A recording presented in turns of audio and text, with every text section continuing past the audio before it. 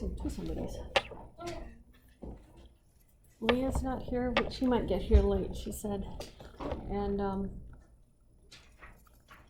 Trevor is sick.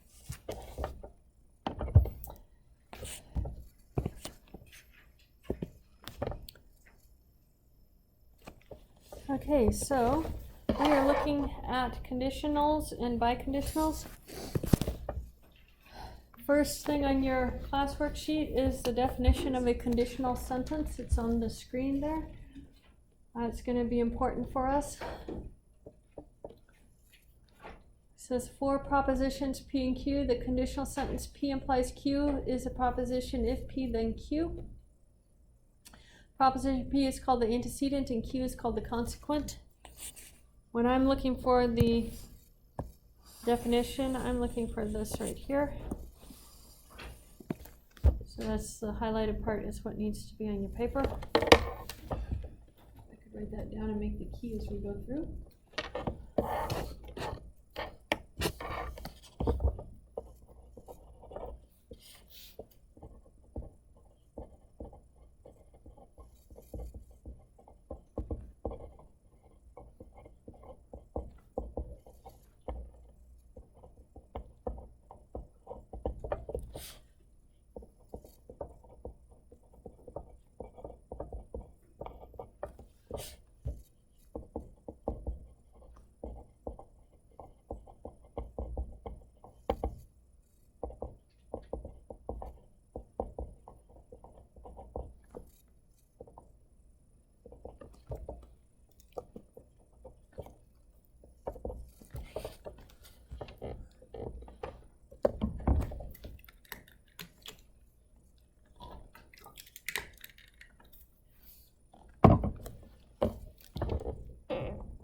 And while you're at it, if you look at number 2 on your class worksheet, it says give the truth table for P implies Q. And that's in the remark there.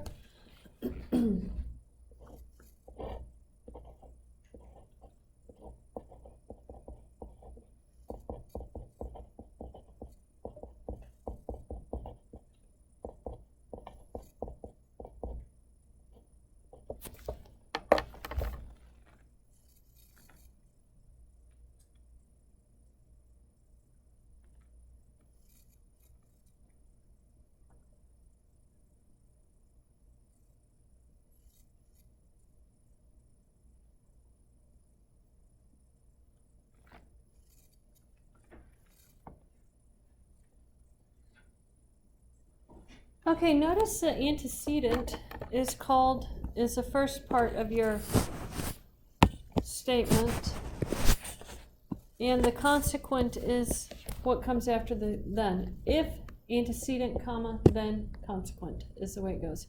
So the consequent is the part after the then. Now let's talk about this truth table. Why would our truth table for if P then Q be this way?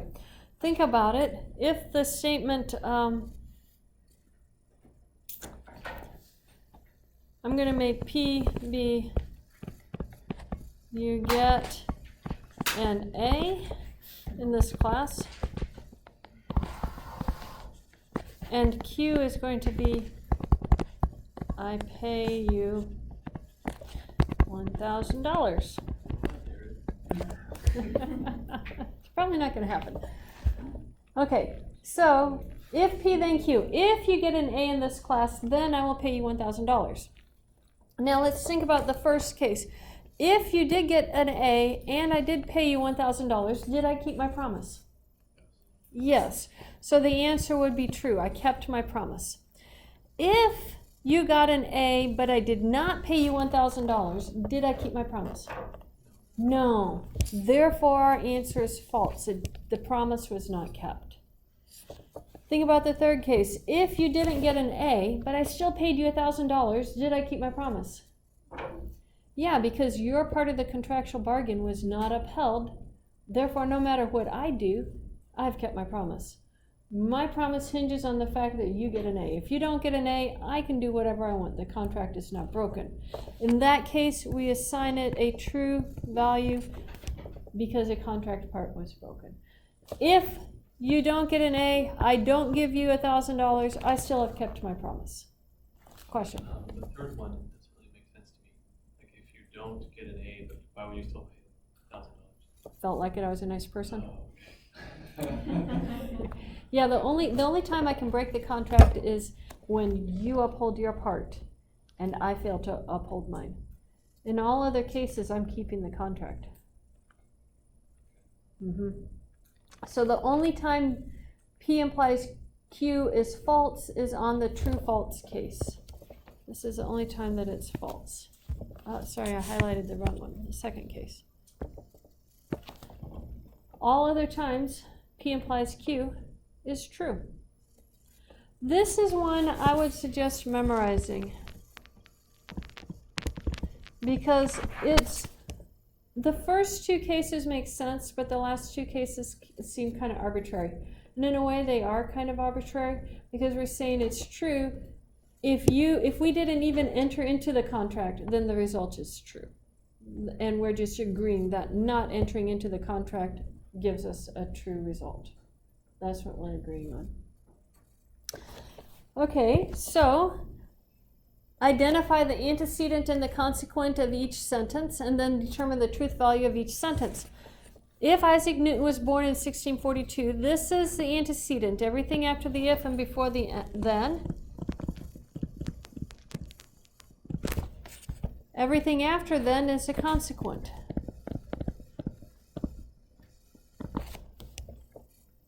Tell me about 3 times 5. What is 3 times 5 equal to? 15. So this is a true statement back here, but we don't know whether Isaac Newton was born in 1642 ourselves. I'm sure we could look it up and figure that out. But if you go back to your truth table here, on the cases where you have true for the Q, what is your answer? True. So because Q is true, I already know the answer is going to be true.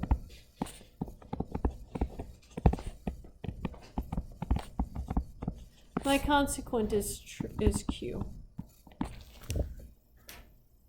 Does that make sense? If the consequent is true, your answer is going to be true, no matter what the beginning statement is. So would it be safe to say then that every time the antecedent is going to be P? Yeah, antecedent is P, yeah. Okay.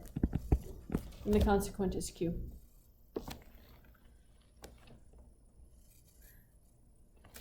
Under this condition, x is a real number. Let's go look over here. If x is greater than 8, x is greater than 5. What is the antecedent? Right here. Antecedent, x is greater than 8. Consequent, x is greater than 5. Now let's think about this, and I wrote a hint for us. Consider the cases where x is 2, 6, and 9. We want to know if this is actually always true, always false, what is it? So if I plug in x equals to 2, if we look at the case x equals to 2, is 2 bigger than 8? So I have a false. Is 2 bigger than 5? No. So false implies false is an answer of true. That's the last line on the truth table. If x is equal to 6, is 6 bigger than 8? False. Is 6 bigger than 5? True. False implies true is an answer of what on our truth table? True. And now let's look at the case for x equal to 9. 9 is bigger than 8. True or false? True. 9 is bigger than 5. True or false? True. True implies true? True. Those are all the possible cases, with this exception of plugging in maybe a 5, exactly a 5, or exactly an 8. So what would happen if we did choose x equal to 8, say?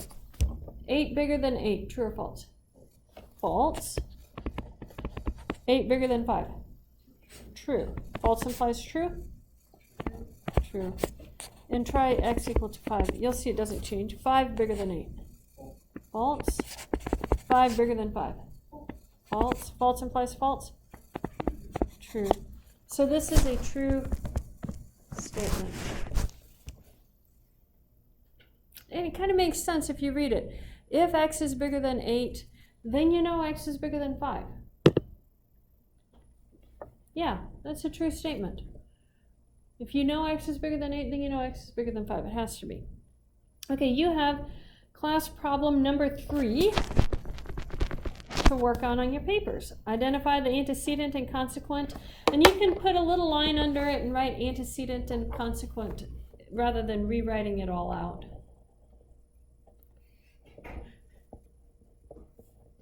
We are lazy. But on the homework, when you're actually doing this on the homework problem, cut and paste. Or well, copy and paste. Yeah.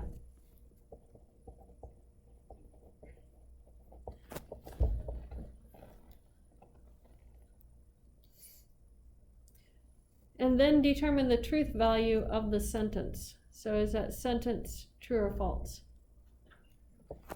True. Why is it true? The consequent is true.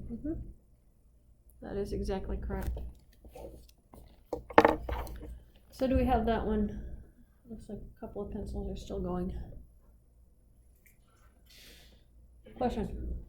Right. The reasoning true because the consequence is true. No, Okay. just write true. Unless you want it to study off of later. But you don't have to. Yeah. Any other questions on that? Okay. We have a definition. This is converse, inverse, and counterpositive. If P and Q are propositions, the converse of P implies Q is Q implies P. So notice you start with P implies Q. The converse is switch the order. The inverse is going to be negate each of them. Not P implies not Q. And then the contrapositive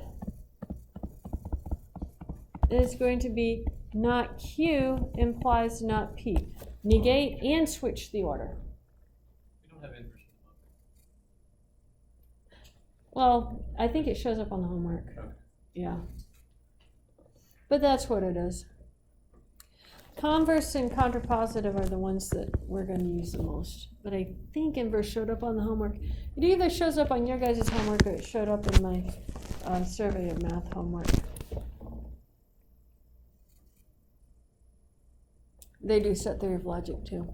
Set theory and logic too in that one, but only a little bit of it. Okay, so let's write sentences.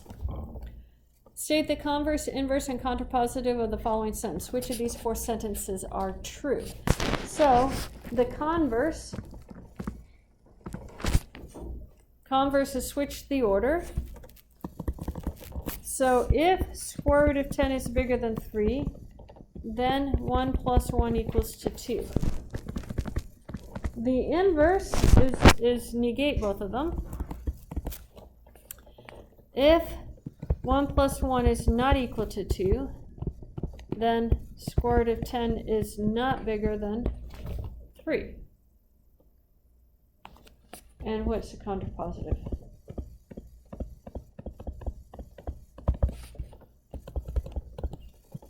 If square root of 10 is not bigger than 3, then 1 plus 1 is not equal to 2. And the original sentence is this one up here. Of these 4, which one is true or false? I have to check. No, yeah, converse and contrapositive. There's no inverse in there, huh?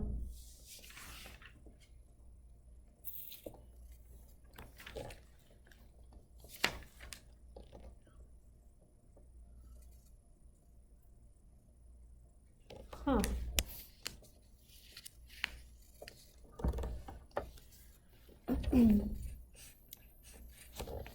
Let's look at the very first one. 1 plus 1 equals to 2. True or false? True. Square root of 10 bigger than 3. What is the square root of 10, by the way? Square root of 9 is 3, so square root of 10 is 3 point something bigger. So true implies true. Is that true or false? True. Now let's look at the converse. Square root of 10 bigger than 3 is true. 1 plus 1 equals 2. True. True implies true. True. 1 plus 1 not equal to 2. False. Square root of 10 not bigger than 3. False. False implies false. True. Square root of 10 not bigger than 3. 1 plus 1 not equal to 2. Now, in this case, every single last one of them were true. Does it have to be that way? No. Yeah. They don't all have to be true. But the original and the contrapositive will always have the same truth value. The original and the contrapositive will always have the same truth value. They don't have to all be true, but the original and the contrapositive will always have the same truth value. That's our takeaway. There are cases where they can all be true. I just gave you one. Now, you have a classwork problem. This is number 4 problem. So do your number 4 there. Converse, inverse, and contrapositive.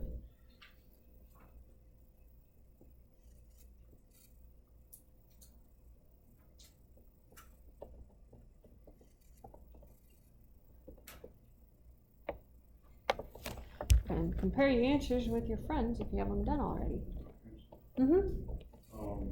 Is the converse inverse also? Because if you think about the converse and the inverse, they are, if you start with the converse and write the contrapositive of the converse, you get the inverse. Yeah. So the converse and inverse will always be the same.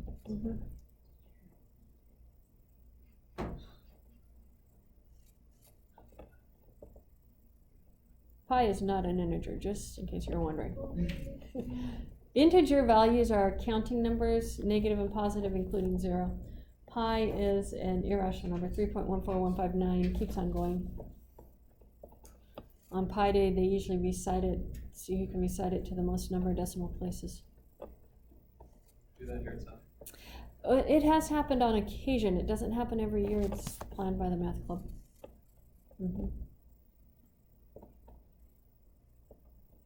I lose out pretty quick because I only know it those 5 decimal places. And that's it.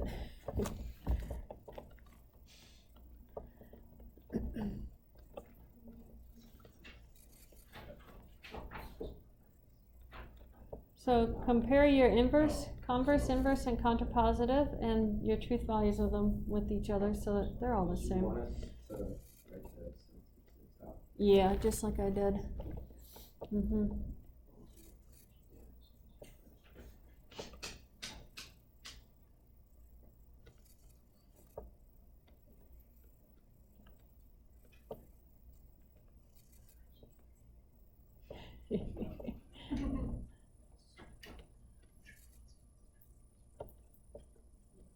So do everybody on the back row have the same truth values?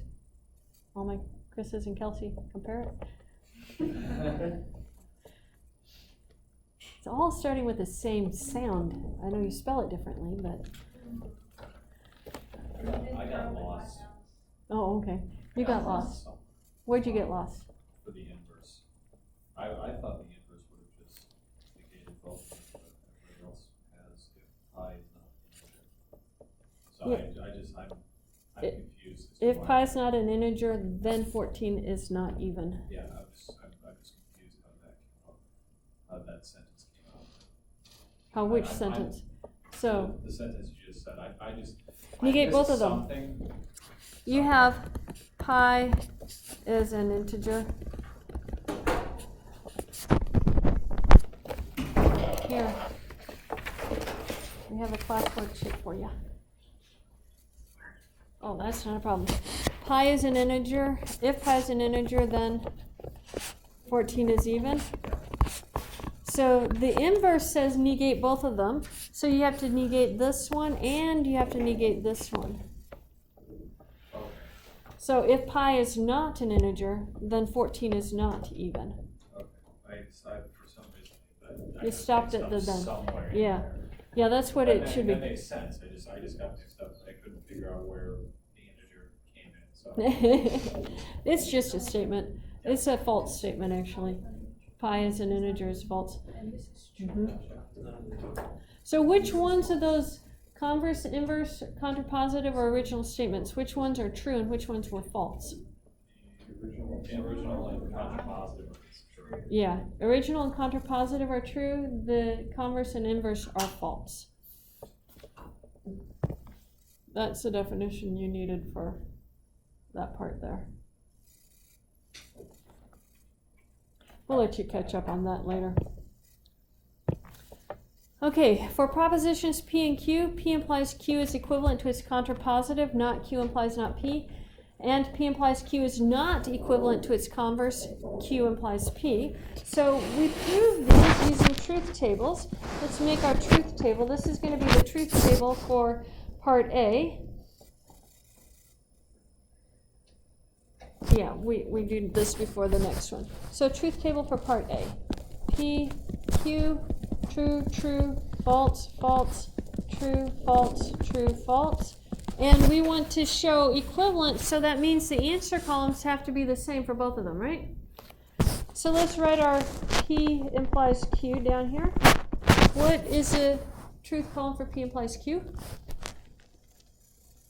True, false, true, True, false, true, true. And then we need a not P and a not Q. So I'm going to put the not P right here. That becomes false, false, true, true. So I'm going to put that in a different color. So not P, false, false, true, true.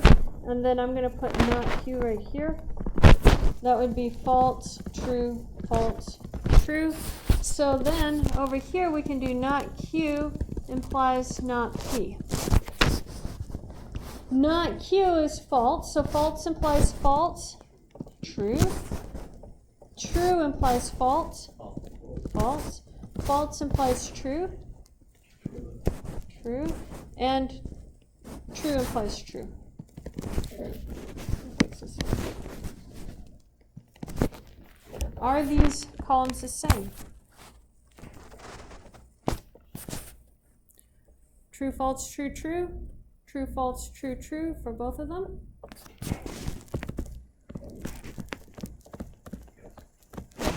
The answer columns are the same. So the statements P implies Q is equivalent to three, essentially a triple equal sign is equivalent. That's equivalent to not Q implies not P. So part A is done. Let's look at part B.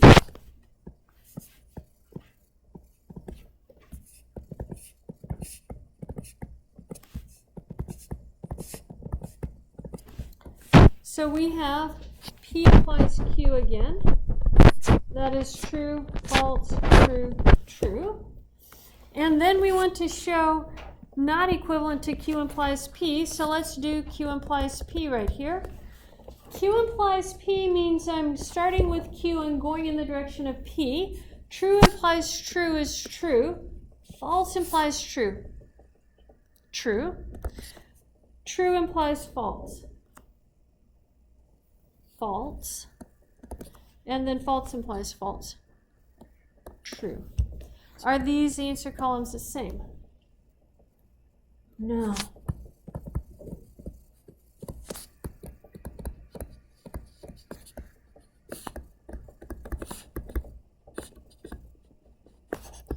So that tells me P implies Q is not equivalent to Q implies P. And we are done. Questions on that? I guess that's where last class period meets this class period. Talked about equivalent. Okay. Construct the truth table for the sentence P implies Q and Q implies P. So P, Q.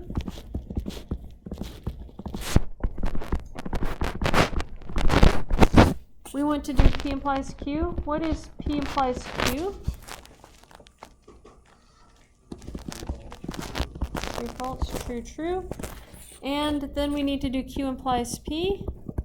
We just did that on the previous slide. You had true, true, false, true. And then we need both of those with an and.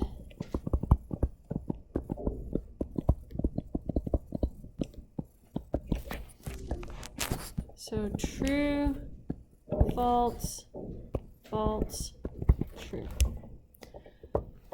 Under what conditions of P and Q is the last column over here true?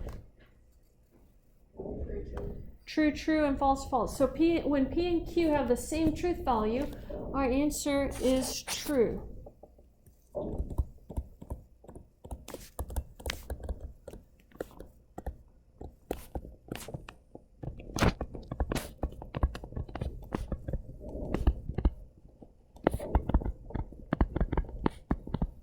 Now, we have a special symbol for both directions. P implies Q and Q implies P.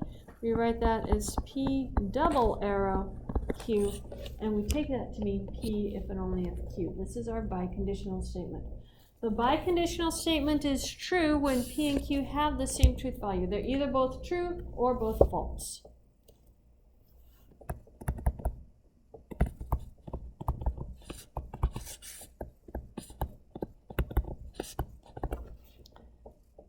That is going to be our definition on our next slide.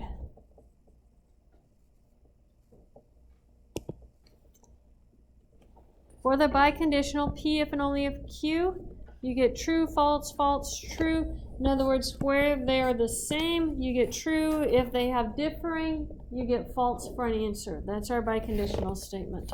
It is read P if and only if Q. That's what that double arrow is read. Sometimes we use the shorthand IFF to represent if and only if rather than the double arrow. So you can use either notation interchangeably. Okay, so you have to construct a conditional sentence. Well, let's look at this first and you'll construct your sentence. 2 cubed equals 8, true or false? True. 49 is a perfect square, true or false? True.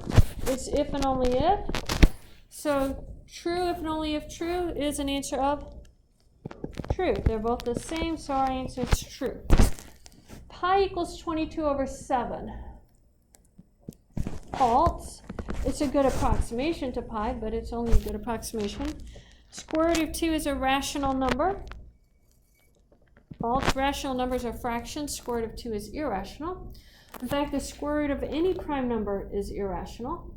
And none of you have taken history of math yet. We actually proved that in history of math. We proved that in this class too. It's a very famous proof. You'll see it like 3 different times before you're done. Very famous proof. So false, if and only if false. What's that answer? True.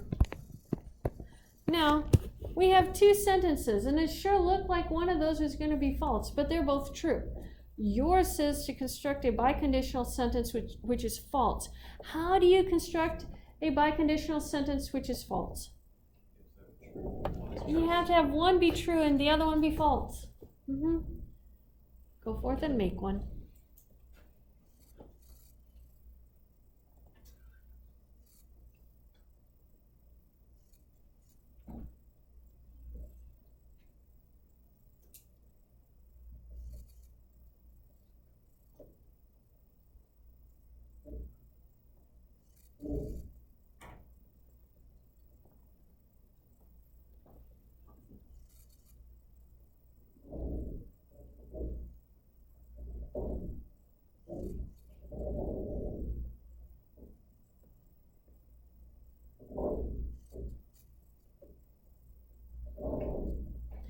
have one written down, show it to your neighbor and convince them that your statement is false.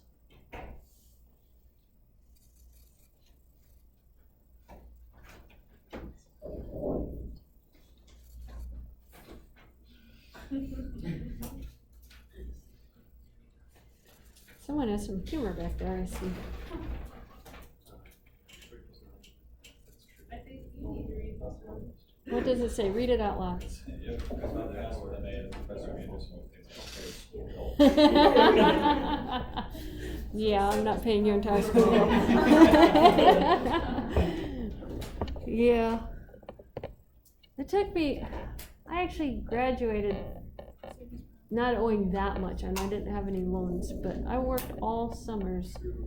And my parents were missionaries, which meant I only had to pay room and board for my education starting with my junior year. Worked kind of nice.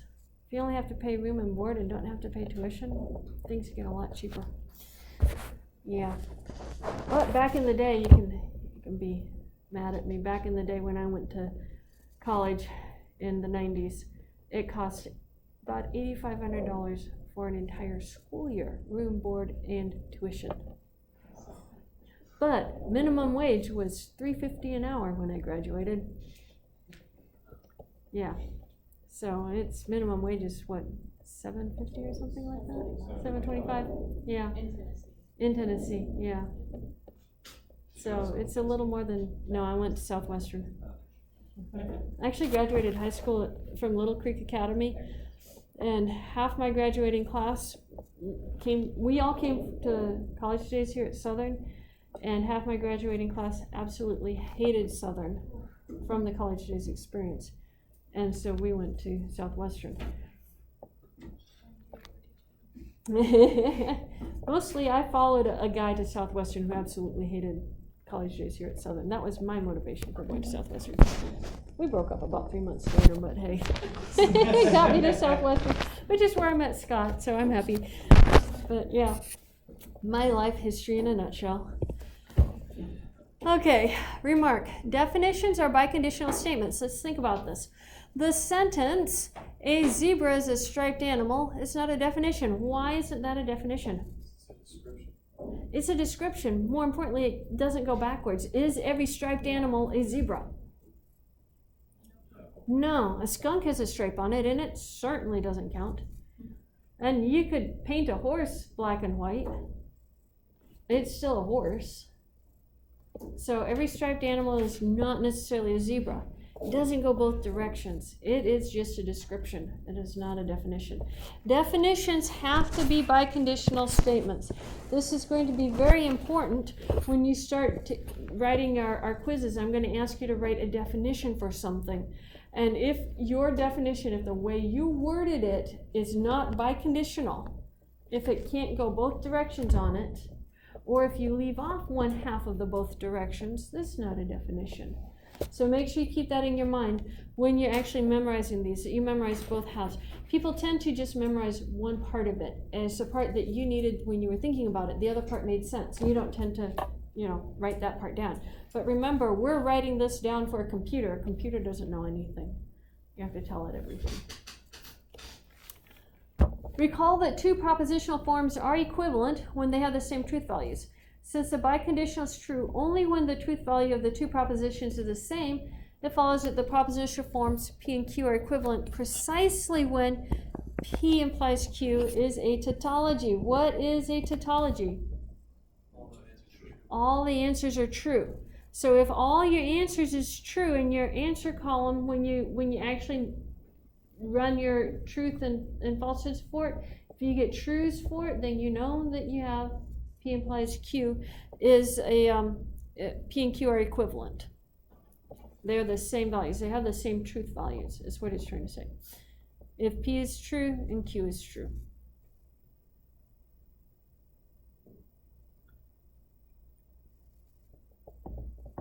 Okay, maybe I should put it this way. P and Q are equivalent means that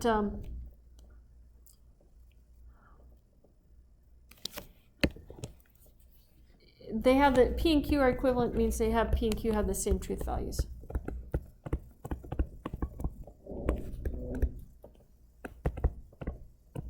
That's what it means to be equivalent.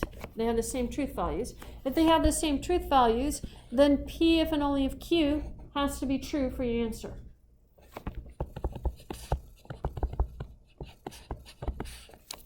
I better put this in words here.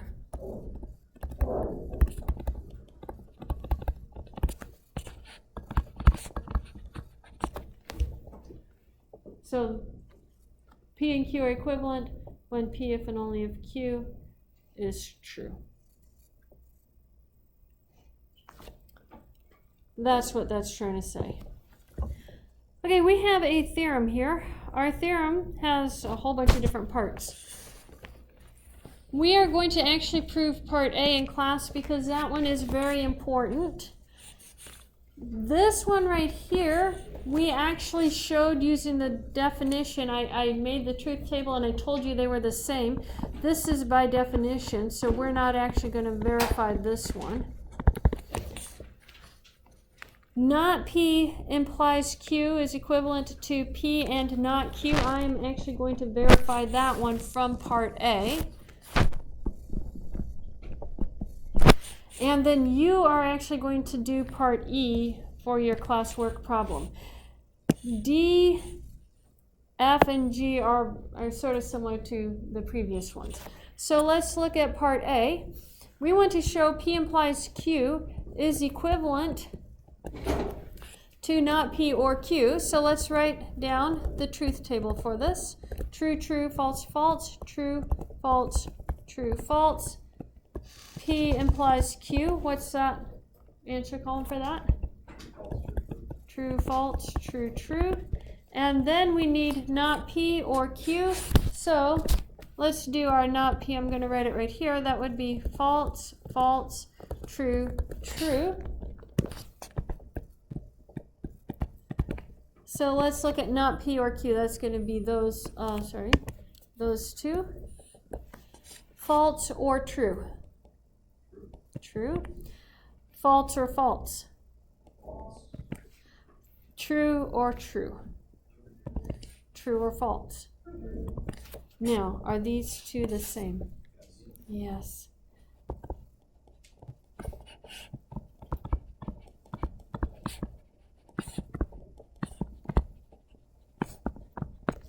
So that means P implies Q is equivalent to not P or Q. Same answer column. Remember from last time we were talking about different ways of negating statements, and I told you when you get to an if-then statement, we're going to have a different type of form. This is our negation for the if-then statement on part C. The negation of P implies Q. Now, let's look at our P implies Q. I know P implies Q is equivalent to not P or Q from the first part. So let's write the negation of P implies Q. That has to be equivalent to the negation of not P or Q. Help me out. De Morgan's laws. What does that say I do next? Negate not P. What happens to the or? And then what do we do with the Q? Negate Q. But what's the negation of the negation of P? P.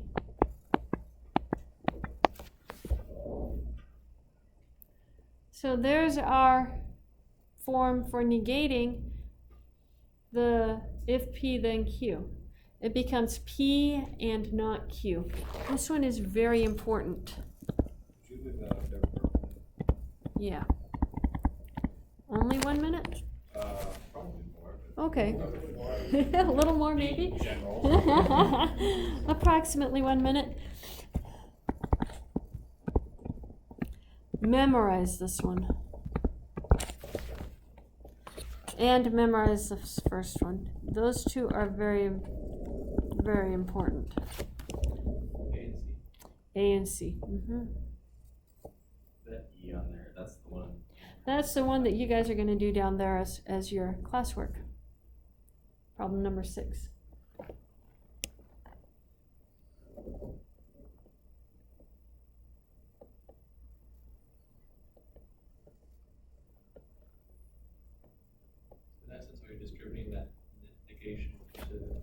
Yeah, and then switching that to site. yeah, this right here was De Morgan's laws, which you distribute the negation and change the and to an or, the or to an and. Mhm.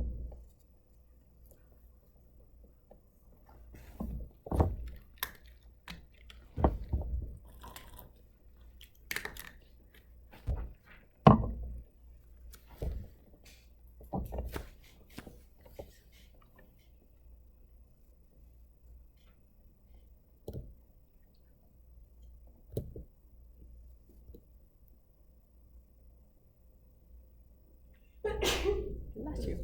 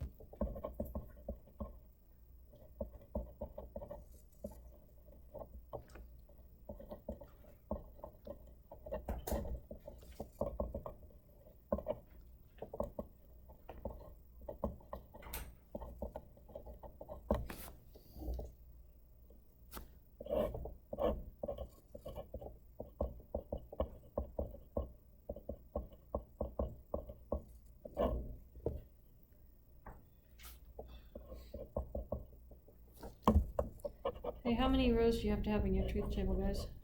8, yes. Compare your answers when you get them done.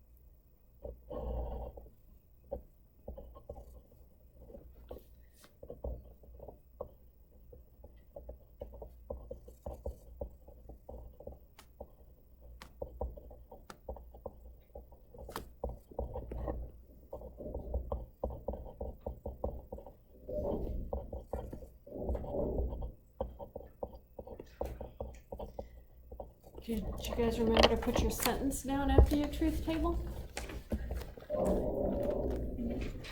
By the way, what did we get for our answer column for both of those? Yeah, true, false, and the rest are truths. That's correct. Question? On the homework that we did, how many of those were we supposed to put a sentence at the end? Like, were all of them supposed to have a sentence, or were only some of the truth tables supposed to have a sentence, like a wrap up? You only need that when you're trying to prove it. So like the truth table, I think I put sentences on almost Yeah. everything, so. If you put a sentence on everything, it's not a problem. Okay. Yeah, that's one way around it. Yeah. So did we get this one done then? For E, The answer columns are the same, therefore P implies Q implies R is equivalent to P and Q imply R. Yeah, for part E.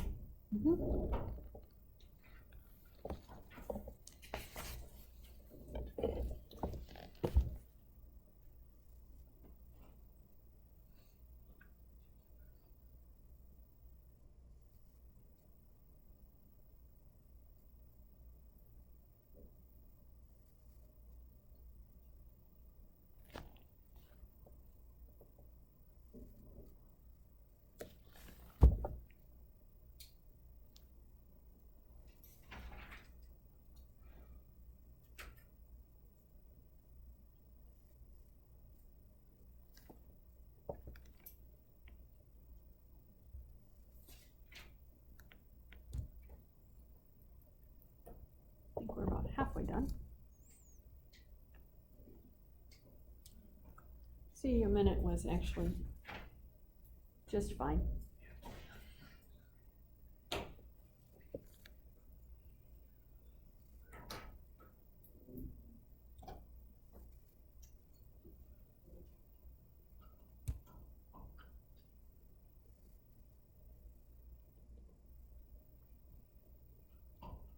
So what flavors do you have in your water there? It's strawberry and lemonade. Lemon. That sounds really good. Looks like an Yeah, it looks exactly like an apple from here. No, it's a slice of lemon, 2 mint leaves, and strawberry. All of it too. Have you ever tried eating the strawberry No, after it's you're awful. done? Yeah, I was gonna It's say all the terrible. flavor would be gone. Yeah, no, it tastes just like fruit that's set for extinct. Yeah, not good at all. No, How much flavor actually comes out of it? quite a bit. And it's gotta sit for a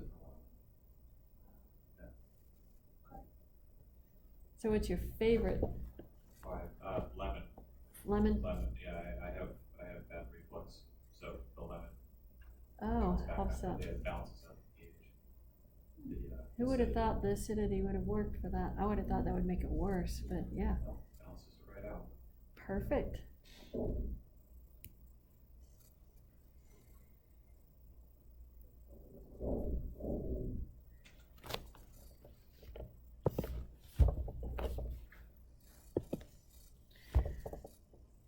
Okay, on page, hopefully you guys have your book. I didn't type it up because there's so many different ones there. On the middle of page 14 in your textbook, if you look at the top of the first column, it says P implies Q, can be translated to, and it gives a whole bunch of things. If P then Q, P implies Q, P is sufficient for Q, P only if Q, a whole bunch. Necessary, whenever, when. And then on the right-hand column, it gives some examples, so example phrases. So if you look at that, about the third phrase down, it says A greater than 5 is sufficient for A greater than 3. And that would be something that would satisfy P is sufficient for Q. If you see the term sufficient, you know that P implies Q. So what we're doing, the last two on your number 7, I'm going to do 7A with you, and then you're going to actually do part B. It says money is necessary for paying rent. Money is necessary is the second from the last one under P implies Q. So let's write it down. It says Q is necessary for P. So in our problem, Q has to be the money, and P has to be paying rent. So if I want to write it in P implies Q form, it's going to be in that form. And in words, that would be, if I pay rent, then I have money. I'm actually looking for both of those forms there, so that we actually recognize. More than anything, I want you to know where this page is in your book, because we're going to come across these words later on and we're going to need to know what they mean. I still look at this page from time to time. There are some words I really don't like. I don't like sufficient and I don't like necessary, because those two catch me up. So look at your 7B, and how would you translate that one?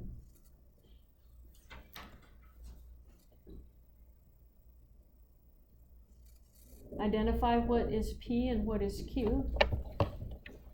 You need a book? So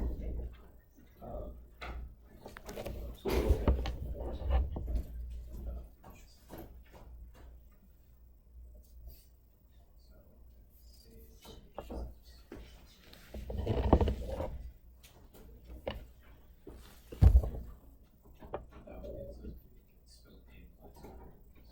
Yeah, P implies Q, but then you have to be careful about whether it's Q is sufficient for P or P is sufficient for Q. So the order that they put it in there in that sentence is important.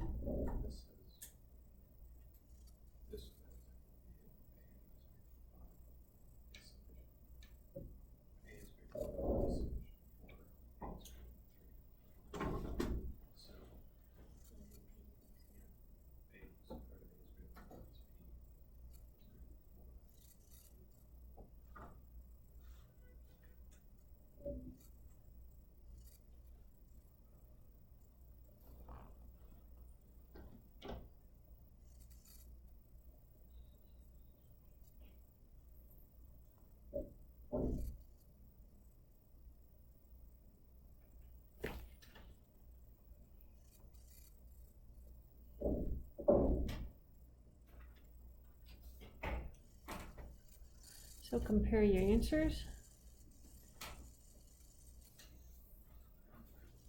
For part A, would you also say that I must have money, or that I have? I must have money, I have money. I just am lazy, so I don't like writing extra words. They mean the same thing. Finished?